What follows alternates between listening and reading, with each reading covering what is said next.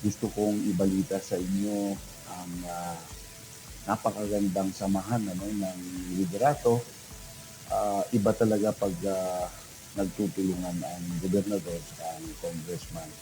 Katulad dito sa ating limahong channel, kung saan Balita sa inyo, masyadong marami ng sedimentation sa napakagandang bunganga samahan ng ng river, liderato. ang ating Agno River, Iba talaga na pag magiging dahilan din sa nagtutulungan pagtaas ng ang tubig gobernador ulan. at ang congressman. And Katulad dito si kung Bob, saan balita sa inyo, masyadong marami ng napakagandang dredger samahan ng probinsya.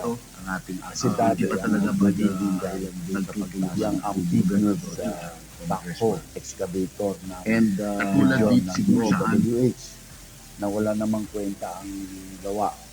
So ngayon ang dredger may hose po yan, yung materyales magagamit sa panambak ng mga lubog na lugar ng Lingayen at ng probinsya doon sa bandang malapit sa Limahong Channel.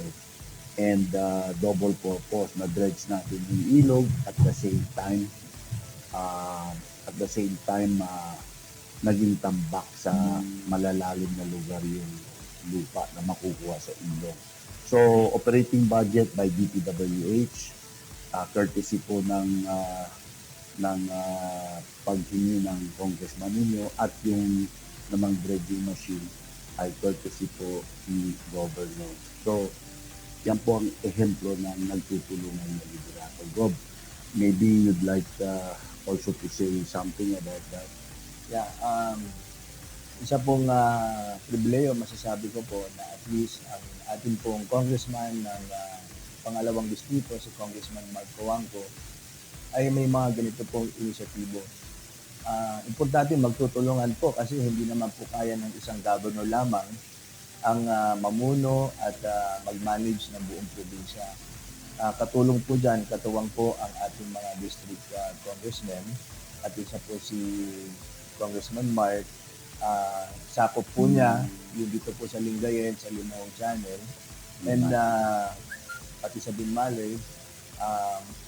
Nakikita po niya ang pressing issue dito sa mga lugar na ito. Isa dito yung pagbabaha at yung malaking dahilan ay dahil sa puno-puno ng siltation ang ating mga kaibigan. So meron na po tayong dredger at andyan lang po at least si Kong Mark has the technical know-how.